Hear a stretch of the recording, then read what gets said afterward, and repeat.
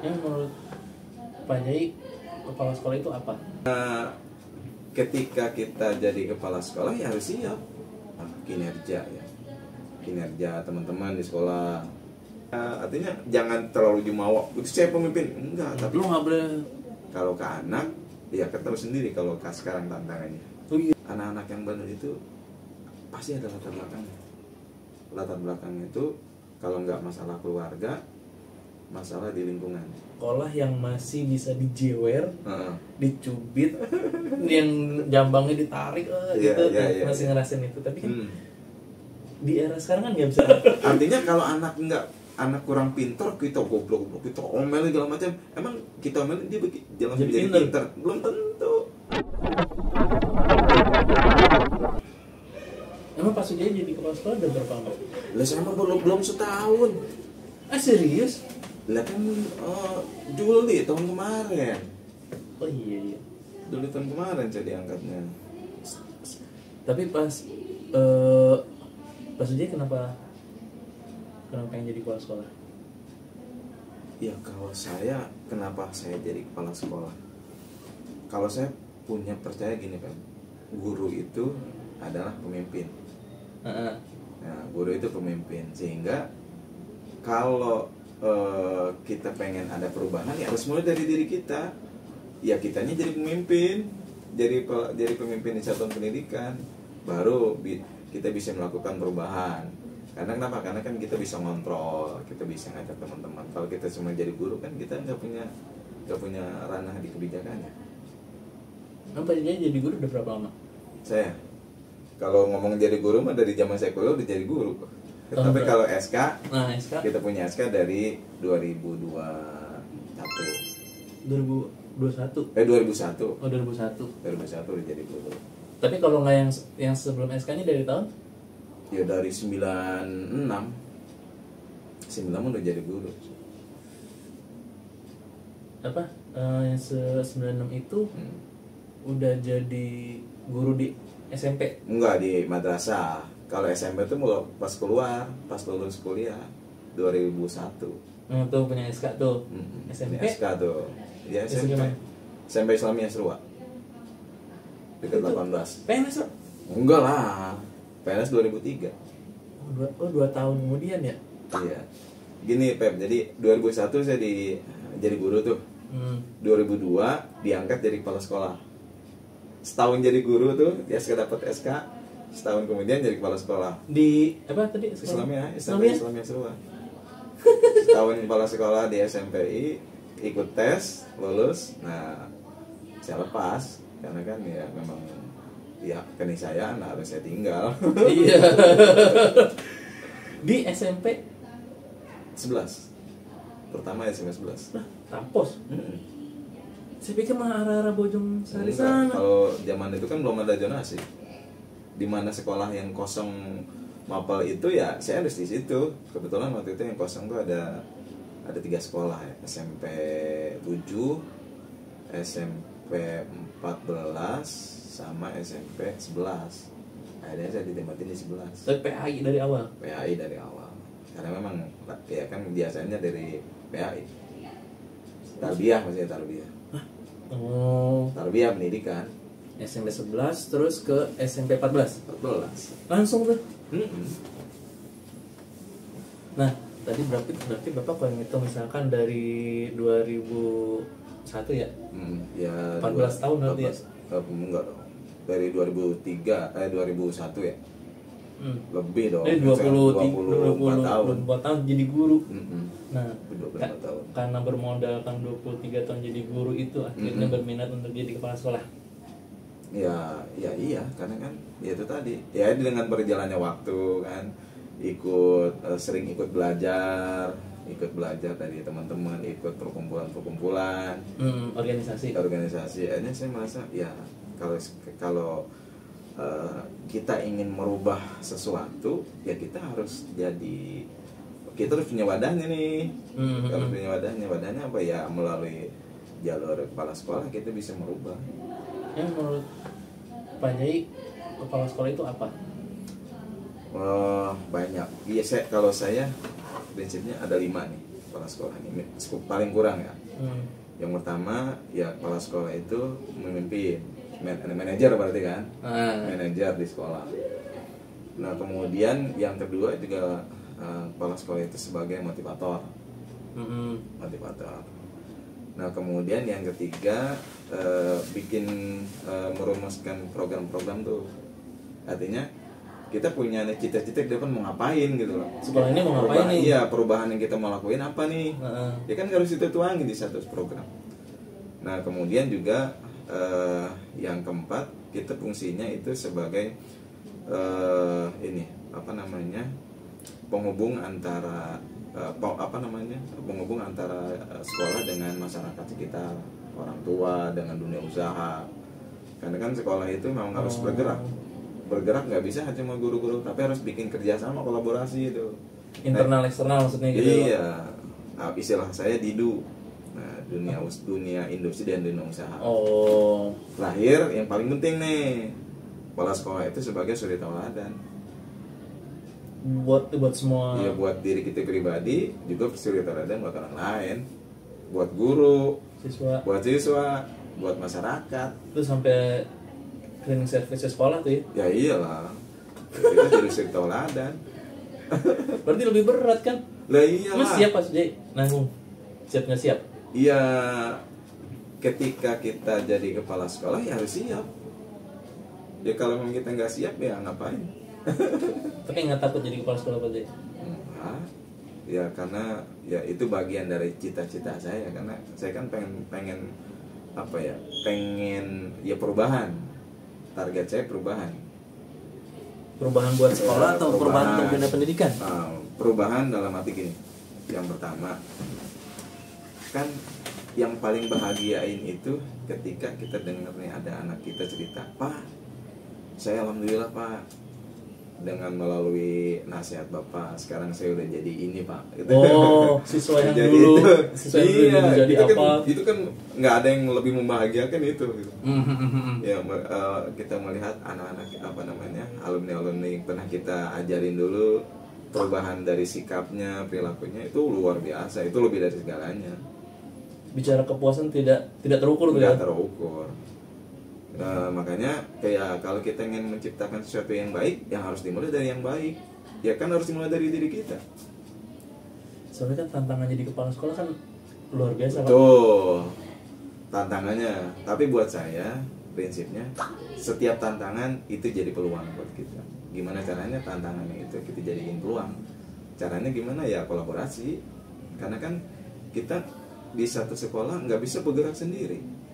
Kita punya pusat pendidikan tuh, kita punya orang tua, kita punya masyarakat yang ada di sekeliling sekolah, yang kita bisa jadiin aset buat sekolah nih. Kita kalau bergerak sendiri nggak bisa, jadi harus kolaborasi. Nah kalau misalkan berarti kan kalau sekolah itu ada internal ada eksternal. Cara nanganin problematika internal sama eksternal pasti berbeda dong. Pasti. Kalau internal biasanya masalahnya apa Pak? Yang Kalau biasa dialami semua kepala sekolah. Kalau yang pertama tentunya masalah ya masalah kinerja ya, kinerja teman-teman di sekolah. Nah itu ya solusinya kita bikin kegiatan ini apa namanya, karakter building buat si guru-gurunya. Buat guru-gurunya. Terus kalau saya senang dialog nih, kalau misalnya masalahnya di guru nih, jadi sering dialog ke guru-guru, sering ngumpul sama teman-teman, diskusi gitu kan. Baik itu secara kita kan punya komunitas belajar, Kombali itu kita benar-benar kita manfaatin. Kalau ada masalahnya di anak, ya karena kan tentunya ketika kita jadi pemimpin, kalau prinsip saya nih, kalau kita jadi pemimpin, ya kita harus jadi pelayan. Bapak kaget gak waktu jadi 23 tahun, jadi 24 tahun ya jadi guru, terus jadi kepala sekolah, kaget gak? Karena kan biasanya ini kan kalau bahasanya kalau laki-laki itu harta tahta wanita. Nah kan ini berkaitan dengan tahtanya nih, itu kan berkaitan dengan ego. Gua nih pemimpin nih. Oh iya. Tuh kaget gak Pak dari guru jadi kepala sekolah, kaget gak? Ya alhamdulillahnya enggak. Kenapa? Ya mungkin untungnya saya memang ketika ya berawal dari guru itu saya ikut belajar, ikut di komunitas, di organisasi, banyak dapat pelajaran tuh. Kalau pingin harus gimana nih? Sebetulnya titik balik saya adalah ketika saya ikut, alhamdulillahnya dapat kesempatan ikut ISQ. Apa itu? Itu yang Ari Ginanjar. ISQ. Emotional Spiritual Spiritual Question. Nah, ISQ yang Ari Ginanjar tuh. Saya ikut tuh, dari situ ya itu akhirnya saya punya sebuah kesimpulan, khairukum, sebaik-baik manusia itu adalah orang yang paling manfaat. Iya, saya percaya itu. Sehingga ya saya apapun ya kapan apa sih bisa bawa pulang gitu. Terus ketika jadi pemimpin ya kita harus bisa mau melayani. Ya artinya jangan terlalu jumawa. Saya pemimpin enggak, tapi lu nggak boleh bantah gue, lu nggak boleh sependapat sama gue. Jadi pendekatannya harus lebih ke dialogis gitu. Kita ngerangkul teman-teman. Nah kan berkaitan sekarang nih, guru di era waktu Pak Sujai jadi guru sama guru di era sekarang beda pasti. Jauh. Tantangannya itu pertama sekarang udah era digital. Kita harus betul-betul benar-benar bisa nyesuaiin diri tuh masalah perkembangan teknologi segala macam. Nah, ya saya mau tidak mau saya harus banyak ngajak ya, bukan ngajarin tapi ngajak teman-teman, terutama di sini gitu kan. Jadi kalau saya pengen merubah teman-teman, jadi teman-teman itu ayo ini teman-teman yang berubah gitu, ngajak berubah, karena nggak mungkin teman-teman berubah gara-gara saya. Kalau saya kan nggak selamanya bisa ada di sini. Mau bicara menumbuhkan kesadaran. Iya, gitu makanya kita harus bisa mengajak mereka melakukan bersama gitu. Saya nggak bisa nunjuk doang, tapi saya harus bisa melakukan juga. Itu kalau ke guru ya. Kalau ke anak, ya kita tahu sendiri kalau sekarang tantangannya. Oh iya, kan siswa lebih dinamikanya lebih luar biasa Pak. Luar biasa tantangannya itu.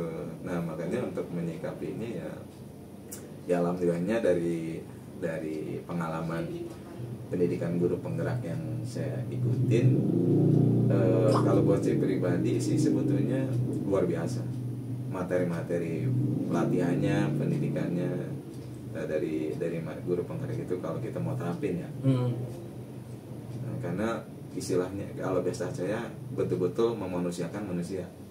Nih Pak, kan saya ini nanya sudut pandang Mas Sujai. Saya kan ngerasain era sekolah yang masih bisa dijewer, dicubit, yang jambangnya ditarik gitu, masih ngerasain itu. Tapi kan di era sekarang kan nggak bisa gitu. Nggak bisa. Berubah nggak cara ngedidik ke siswa akhirnya? Kalau menurut saya memang harus diubah. Kita harus lebih ke itu tadi, guru itu suri tauladan. Dimulai dari kita dulu sebagai guru, ngasih suri tauladan yang baik. Saya ngerasa gini, ketika kita melakukan kekerasan ke anak, itu hanya nimbulin sebetulnya tergantung anaknya sih. Tapi kalau rata-rata anak sekarang karena memang tontonannya begitu, mereka cenderungnya membalas. Mereka dendam tuh sama guru. Karena memang masanya sekarang. Karena tontonan itu di TV, di apa, pengen ngebales gitu loh. Beda kalau zaman kita dulu, zaman kita kecil kan nggak ada tontonan kayak gitu. Takut Pak. Gak takut dulu mah. Kita bahkan kita ngadu sama orang tua, ya orang tua kita biar ditambahin di rumah gitu. Kalau sekarang nggak bisa. Makanya tadi kita suri tauladan dari kitanya. Nah terus prinsip saya yang berikutnya, nggak ada manusia yang nggak pernah salah. Artinya, ya nggak ada manusia yang nggak pernah salah, sehingga setiap anak melakukan kesalahan pasti ada latar belakangnya. Kenapa? Dicari tahu tuh. Kayak misalnya nih anak kenapa sih telat datang? Kan pasti ada alasannya. Dicari akarnya apa nih masalah? Apakah rumahnya kejauhan? Atau dia bangunnya siang? Tuh. Artinya kan di situ ada pendekatannya lebih ke dialogis. Biar anak-anak itu bisa menemukan solusinya sendiri ketika kita ajak ngobrol. Jadi anak tuh berubah bukan karena kita, tapi karena memang dia mau berubah dari dirinya dia sendiri, dari karena dia tahu akhirnya oh iya benar ya. Jadi mereka menimbulkan kesadaran di anak-anak. Iya benar. Iya, kalau berubah karena orang lain kan, jadi perubahan yang terbesar itu adalah perubahan dari internal, itu yang paling berpengaruh. Kalau eksternal mah kayak saya kan banyak orang-orang kayak berubah karena si A. Kalau si A nya udah nggak ada, emang dia bakal berubah? Belum tentu. Bisa balik lagi. Karena si A nggak ada. Iya, kan udah nggak ada. Tapi kalau dia berubah karena dari jiwa dia, dorongan dari batin dia sendiri, sampai kapanpun nggak akan bisa berubah. Tapi hukuman untuk sesuatu harus ada, Pak. Kalau hukuman zaman sekarang itu harus bukan lagi sebagai bentuk hukuman, tapi sebagai bentuk dari komitmen. Komitmen artinya mereka harus bikin sendiri. Jadi kalau saya melanggar ini, ya mereka harus menentukan sendiri. Kalau saya melanggar ini, ya saya harus begini, Pak. Jadi hukuman itu bukan lahir dari atas, tapi betul-betul komitmen dari istilahnya partai integritas lah. Kalau saya melakukan ini, maka saya akan gini. Oh, berarti waktu si siswa baru masuk tuh ada poin-poinnya nih. Kalau melakukan ini konsekuensinya ini, poin. Iya, jadi ketika dia sadar. Jadi ketika nanti melakukan ini udah tahu dong. Udah tahu konsekuensinya apa. Iya. Gitu. Jadi gue nggak perlu ngukum lo lagi nggak perlu bahasanya ngukum lo lagi. Enggak. Karena lo udah tahu. Iya, konsekuensi kan beda sama hukuman. Bener. Nah kalau misalkan kalau di sekolah itu kan tidak terlepas dari siswa yang ini yang biasa diingat sama guru. Cuma ada dua biasanya, siswa paling bandel sama siswa paling pintar. Nah cara nge-treat mereka, mendidik mereka pasti berbeda dong, Pak. Betul. Kalau menurut Bapak, kalau yang pintar itu harus bagaimana, yang bandel harus gimana, Pak? Intinya kesempatan. Kalau menurut saya, kasih kesempatan. Ketika anak itu pintar, yang pertama kasih kesempatan dia untuk menunjukkan kualitasnya dia, baik itu di sekolah maupun di luar sekolah. Gimana caranya? Ya ada kompetisi, ikut disertakan, dikesertakan. Oh, terwadahi ya, berarti gitu ya. Betul, itu kesempatan itu harus ada wadahnya. Nah kemudian ketika memang mereka sudah berhasil, ya kalau buat saya pribadi, dia harus bisa menyampaikan nih, bisa mengetrit teman-temannya yang lain. Gimana caranya? Kasih kesempatan mereka untuk dia sekedar barangkali cerita, ngasih motivasi ke anak-anak, ke teman-temannya. Itu kalau untuk yang pintar ya. Terus kalau perlu kasih ya itu tutor sebaya, kesempatan. Oh, jadi kesempatan kan orang itu kan prinsip begini. Orang itu kan pada prinsipnya semua orang itu senang kalau orang lain dengerin apa yang diucapin. Iya, prinsipnya orang kan gitu. Jadi yang paling susah kan menjadi pendengar yang baik. Nah, itu dia. Nah, itu yang pertama kalau untuk yang kurang pintar. Nah, itu ya nge-treatnya harus kita yang pertama kita ini jangan nyerah. Kalau saya punya prinsip gini. Perubahan sama seseorang itu sebetulnya bukan lahir gara-gara kita, karena itu memang potensi dari dirinya dia. Artinya kalau memang dia berubah gara-gara kita, nggak akan kuat bertahan lama. Sebetulnya gini, Pak, benar nggak kalau misalkan bahasa aku aja ya, anak yang bandel itu sebetulnya dia punya potensi untuk jadi leader. Tuh iya, benar. Makanya jangan pendekatannya tadi harus dicari akar masalahnya apa, dia ada ngobrol. Karena dia biasanya punya daya pengaruh yang besar ke teman-temannya, kan gitu. Tinggal ini mau diarahin kemana nih? Iya.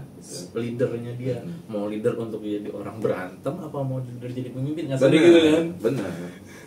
Terus begini nih pengalaman saya, baik di tempat yang lama atau yang sekarang. Anak-anak yang bandel itu pasti ada latar belakangnya.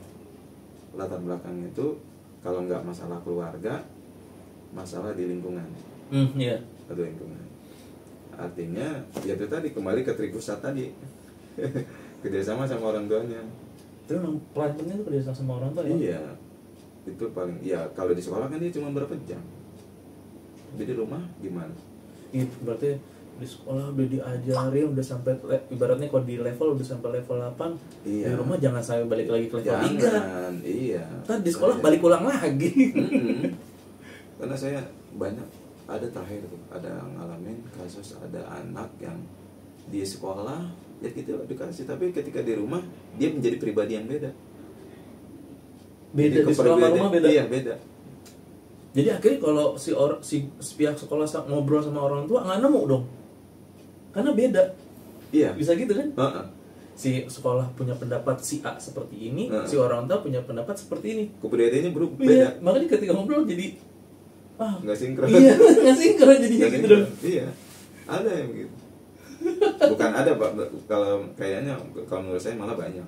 Makanya ya tadi harus sinergi itu sama semua. Jadi kalau ada apa-apa orang tua juga jangan sungkan untuk komunikasi ke sekolah. Komunikasi ke sekolah, terutama sebetulnya semua bisa diobrolin ya. Oh iya dong, pasti. Tinggal bilang, bilang aja. Ntar kita cari solusi bareng-bareng gitu baratnya. Iya. Saya meyakini setiap manusia itu punya fitrah, punya potensi. Bahasa agamanya kan fitrah tuh, potensi masing-masing. Dan itu nggak sama. Perlawakannya juga nggak bisa disamain. Pas jadi pernah nyubit siswa? Dulu pernah. Waktu zaman jahiliyah. Zaman jahiliyah pernah. Tapi aneh saya menyadari tadi. Kayaknya nggak gini nih. Gitu. Pokoknya titik tolak saya ikut ISG tadi tuh. Tahun 2008 saya wah mas kan 3 hari. Ya di dalam 3 hari itu benar saya ngerasa iya ya. Nggak gini manusia itu fitrahnya kan kita itu guru hanya fasilitator. Yang bikin anak pintar bukan kita. Yang bikin anak berubah bukan kita, tapi karena dirinya dia dapat hidayah dari yang kuasa. Yang bikin anak pintar kan bukan kita, tapi kan hakikatnya Allah yang ngasih dia pintar. Saya lagi ngobrol sama guru agama ya nih. Gitu. Artinya kalau anak kurang pintar, kita goblok, kita omelin segala macam. Emang kita omelin dia jangan jadi pintar? Belum tentu. Ya makanya wah ya itu tadi, jangan lupa ketika kita ngajar yang membuat anak jadi pintar bukan karena cara kita, bukan karena polanya kita, tapi lebih kepada ya Allah yang melimpahkan dengan tangan kita, dengan lidah kita. Tapi kalau sekarang kan definisi belajar kan bukan hanya sekedar di sekolah ya Pak? Betul. Dengan style dunia sekarang ini tuh anak tuh bahkan kalau bicara pengetahuan digital kan bisa lebih kalah gurunya malahan. Betul. Percaya itu kan Pak ya? Percaya. Karena keterbukaan informasi kalau cara memunculkan kesadaran si siswa kalau teknologi itu bisa untuk jadi meningkatkan potensi gimana Pak? Ya tadi saya bilang kesempatan. Kasih mereka kesempatan. Makanya saya selalu bilang ke teman-teman ya,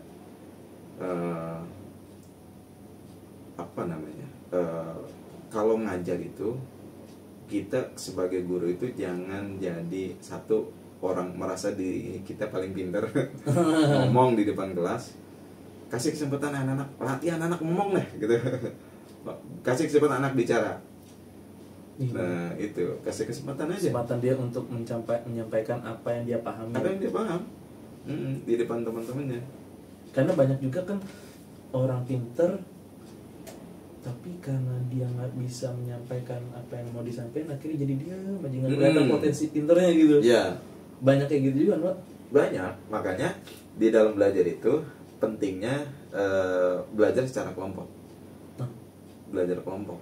Maksudnya di kelas itu dalam pembelajaran anak-anak dibuat belajar supaya berkelompok. Agar supaya mereka bisa mereka kerjasama. Dan tadi yang kita bilang ada yang pintar ngomong, ada yang pintarnya nulis. Ada yang jagonya konsep, iya kan. Jadi kan mereka bisa kolaborasi tuh di kelompoknya masing-masing. Jadi semua orang bisa dihargai di situ. Tapi mas sebetulnya kalau di era sekarang lebih dikejar bicara karakternya, gimana dia memahami orang gitu-gitu ya. Tuh. Gimana orang baik ke orang, menghormati orang. Berarti bukan lagi sekedar bicara aku pinter ranking 1. Kan pendidikan itu bukan akademik, bukan hanya akademik yang diangkat. Tujuan akhir dari pendidikan kan bukan akademik, tapi anak itu punya itu karakter. Ya, makanya kan dalam ilmu itu dalam ilmu agama ada tuh al-adab fauqal ilmi kan. Apa tuh? Adab itu di atas segalanya. Oh iya, pernah dengar Pak itu. Iya, dia jadi bahasa Indonesia, saya jadi pernah dengar. Iya. Adab sopan santun itu. Ya buat apa pintar tapi nggak berakhlak, nggak berkarakter. Kalau ilmu bisa dicari, tapi kalau adab susah. Susah banget. Pinter tapi ternyata ngobrol sama gurunya duduk di atas meja. Iya. Berarti kayak gitu. Percuma. Ngobrol sama pinter tapi jalannya bajunya dikeluarin, ibaratnya kayak gitu. Iya. Buat apa istilahnya nilai bagus tapi saya nyontek kan percuma. Hasil ngecit kan ya. Hasil ngecit. Bisa. Iya. Tapi pernah Pak punya pengalaman ini meskipun baru setahun jadi kepala sekolah. Gini deh. Bapak ketika sebelum jadi kepala sekolah udah punya bayangan dong kepala sekolah seperti apa? Tapi ketika jadi kepala sekolah masih sama nggak bayangannya itu? Atau ternyata ada yang berbeda? Untungnya saya kan pernah jadi kepala sekolah tuh. Oh jadi di swasta. Walaupun cuma hampir 2 tahun lah. Jadi tahu lah itu. Tapi udah berarti sebelum jadi kepala sekolah udah punya bayangan ya? Punya. Terus kemudian juga dari tahun 2014 tuh udah dikasih amanah tuh sama kepala sekolah yang lama untuk ya jadi wakil, membantu beliau tuh. Alhamdulillahnya itu kesempatan yang luar biasa itu dari orang saya anggap sebagai orang tua saya lah gitu. Sehingga dari itu saya mulai banyak belajar bagaimana cara menghadap sebagai kepala sekolah, sebagai manajer kan, pembuat penyusun program kan, belajar dari situ. Kalau nggak dari situ ya mungkin ya belum seperti sekarang. Kan setiap SMP itu kan pasti potensinya beda-beda ya Pak. SMP ini potensinya tentu sama kayak SMP A gitu. Betul. Yang beda-beda. Nah, cara kepala sekolah untuk menemukan potensi di sekolahnya masing-masing itu gimana?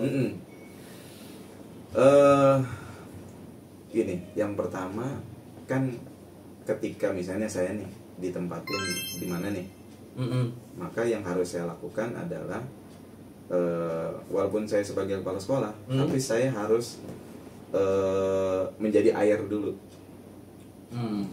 ikut nih membaca, mendengar, melihat, mengamati, sehingga kan kita dialog dulu nih sama guru, karyawan. Terus sebenarnya yang paling pertama saya ajak ngobrol itu bukan guru, adalah caraka, yang paling security. Itu kalau saya pribadi. Kenapa? Karena istilahnya yang paling tahu kejelekan di sekolah kan mereka. Yang bagusnya yang di sekolah kan mereka. Kalau guru bisa aja dibagus-bagusin. Iya sih. Dijelek-jelekin bisa. Kalau caraka kadang-kadang dia nggak punya kepentingan. Nggak ada. Untuk berbicara apa. Benar. Ya itu makanya saya dapat pendidikan, dapat pengajaran gitu dari kepala sekolah. Orang-orang tua saya lah gitu. Pokoknya yang paling mendekati pertama itu yang paling depan dulu. Jangan yang di dalam. Yang di luar dulu. Terus ke anak-anak, saya coba kumpulin ke anak-anak. Yang paling setelah ke caraka, anak-anak saya kumpulin tuh. Saya ajak ngobrol sini kan, Pak, terus cerita kan mereka, saya baru Pak pertama masuk ke ruang kepala sekolah, deg-degan Pak, ya nggak usah nih ngobrol aja gitu. Saya mereka kan terbuka tuh, sehingga di situ tahu tuh, ternyata potensi di sekolah kita ini nih, gitu kan, kita jadi tahu. Baru kita bikin konsep, baru ke guru-guru tuh. Jadi muncullah program. Muncul program. Menyesuaikan dengan apa yang ada di sekolah. Iya, kalau saya gitu ya saya juga istilahnya mengamalkan ilmu yang saya dapat dari pengajaran dari orang tua, dari ya di luar lah, pengalaman ya gitu. Jadi program itu munculnya dari bawah, bukan dari saya. Takutnya juga kalau dari atas bawahnya nggak sesuai ya. Iya. Ntar mau dilinearin ke bawah juga nggak nyambung. Jadi kalau bahasanya dari akar rumput nih, kayak gitu. Jadi yang kita bangun. Tapi emang Bapak senang jadi kepala sekolah, Pak? Iya. Kita senang. Ya alhamdulillah sih. Karena itu tadi ya, karena berawal dari prinsip ya, kalau kita pengen berubah ya dari diri kita. Tapi Bapak udah masa saya sampai kepala sekolah jadi kepala sekolah aja terus? Enggak juga? Enggak juga. Ya banyak target sih, banyak target yang jadi impian-impian saya. Mas jadi umur berapa sekarang, Pak? Sekarang 46. Masih lama. Masih lama. 14 tahun. Masih bisa kemana-mana ini. Ini sekolah keberapa? Pertama ya? Kepala sekolah? Pertama. Baru pertama. Tapi emang Bapak setuju gak kalau misalkan pendidikan itu tergantung dari fasilitas? Pendidikan tergantung? Enggak juga. Enggak juga? Enggak. Fasilitas sekolah gitu? Banyak hal, banyak faktor ya. Banyak faktor. Fasilitas Sarpras kan itu maksudnya. Iya. Itu kan hanya salah satu pendukung Sarpras itu. Yang paling penting itu program. Dari programnya dulu. Artinya kalau program udah ada kan nanti kan bisa ada planning A, planning B-nya. Maksudnya waktu pas pertama kali ke sini program apa? Yang dikeluarkan sama Pak Dede. Nih kita bikin program ini. Udah ada belum? Ada.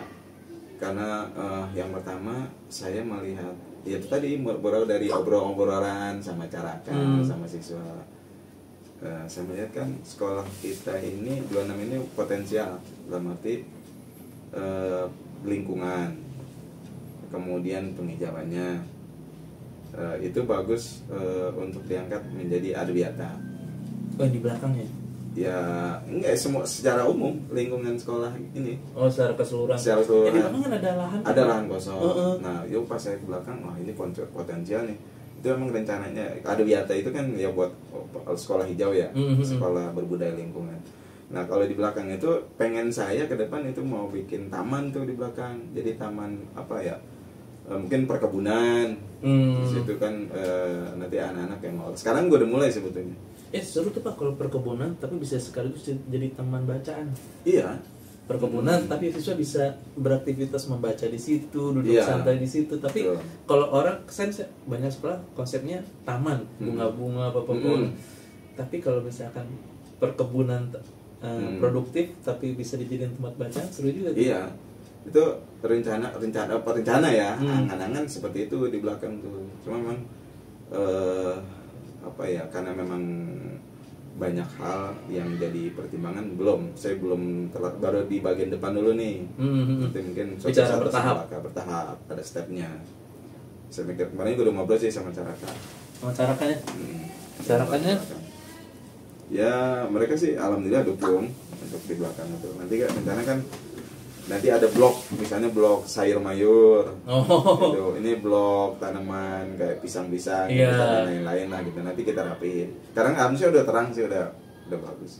Jadi berarti nanti udah punya plan dulu ya, tinggal pelaksananya step by step aja gitu. Iya. Nah yang kedua juga ini program pengajian bulanan kan alhamdulillah kan sekarang udah. Jadi dalam 1 bulan itu kita ada hari Jumat kosong tuh. Kalau habis Jumat kan anak-anak tuh KBM udah selesai.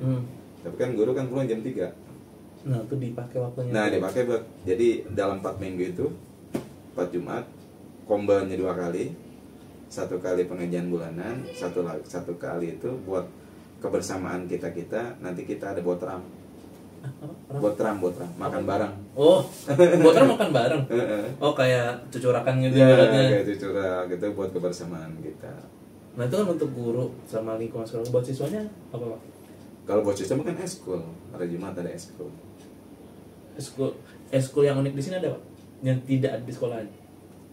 Eskul yang nggak ada di sekolah lain kayaknya belum masih belum. Tapi kalau bicara paling menonjol, yang paling menonjol futsal. Di kita futsal nggak, olahraga belum.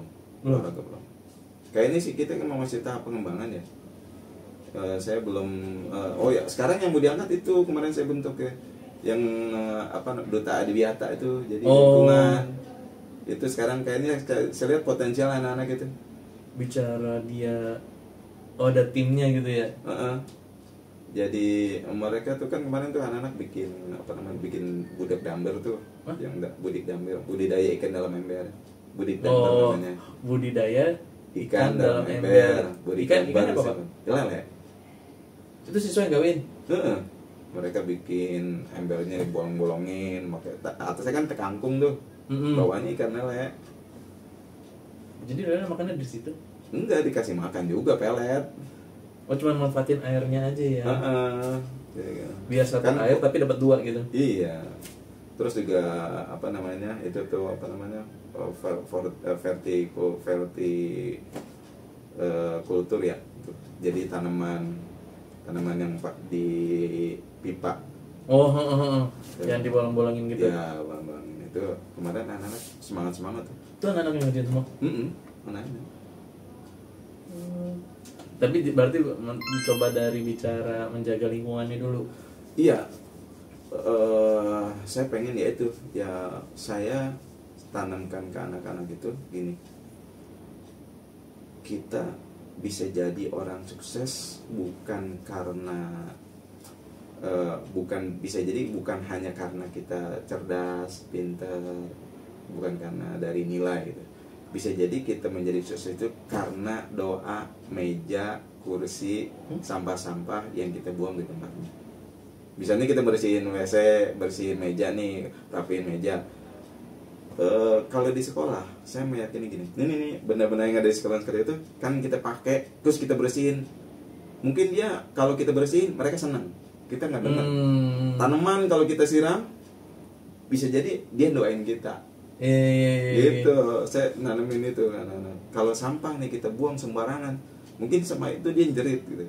Tapi ketika kita buang di tempatnya atau kita olah kayak botol-botol mungkin kita manfaatin, jadi daya guna, dia bahagia. Kita bisa jadi sukses gara-gara didoain sama mereka.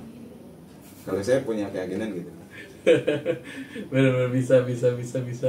Iya, karena memang itu yang saya dapat dari guru-guru saya gitu. Oh iya, bisa jadi ya.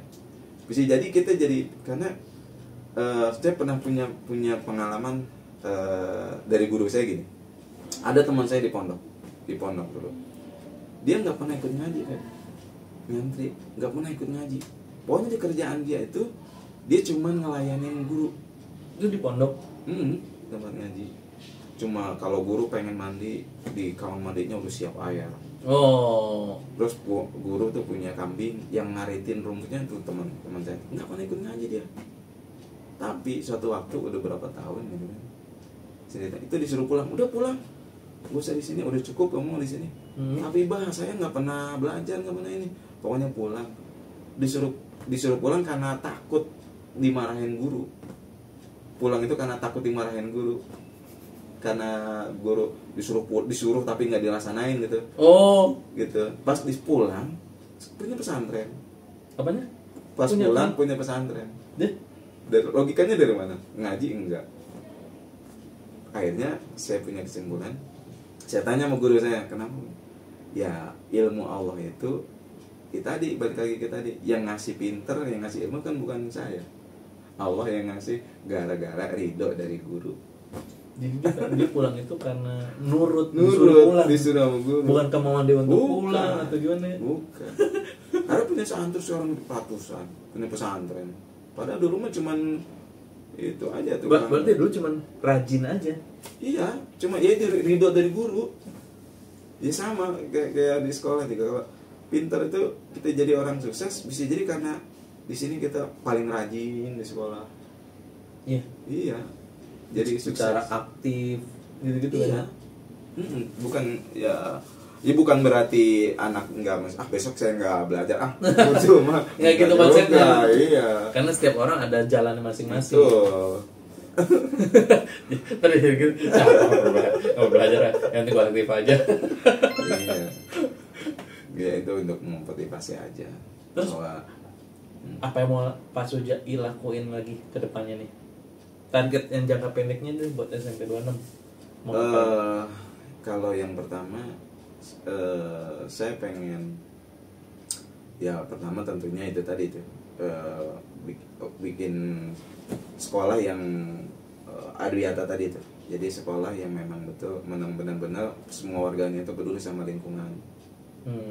Karena ya kita tinggal di sini, kita hidup di sini, kerja di sini. Ya siapa lagi yang bisa memperhatikan lingkungan sekolah kalau bukan kita? Bicara nyaman ya? Iya, kenyamanan. Nyaman, menciptakan lingkungan yang nyaman dengan diri sendiri. Betul. Yang kedua tentunya yang menjadikan anak-anak yang berkarakter.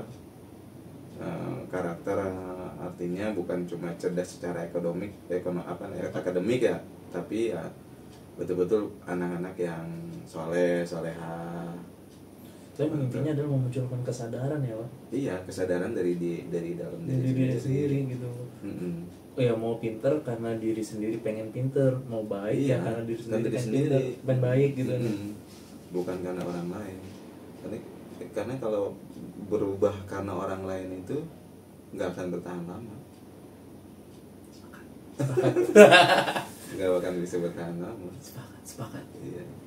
Terus saat itu ada lagi yang pengen Bapak lakuin? Sementara itu dulu. Paling ini sih di karakter, di guru-guru sih ya, di guru-guru tuh, maksudnya guru-guru tuh tumbuh motivasi ya, tumbuh motivasi dari diri mereka ya untuk sama-sama nih ayo bangun sekolah, dimulai dari masing-masing guru-guru lah, bukan karena saya gitu. Jadi jangan hanya sekedar datang ke sekolah untuk mengajar ya? Jangan, karena kalau misalnya cuma datang ke sekolah cuma ngajar, ya kita nggak bakal dapat apa-apa. Iya, nggak bakal dapat apa-apa di sini. Ya cuma istilahnya pulang, ya cuma gaji doang yang dapat. Yang lain enggak. Iya. Karena kita akan sangat bahagia ketika mendapatkan anak-anak kita tuh bahagia banget, udah anak-anak kita sukses ke depannya. Udah lulus di masa depannya. 10 tahun kemudian datang, Pak, Bapak kan dulu yang ngajar saya ini, sekarang saya udah jadi ini. Itu bukan perkara yang mudah bentuk itu. Kalau bukan dari diri kita. Itu yang saya pengen ajak teman-teman itu sih.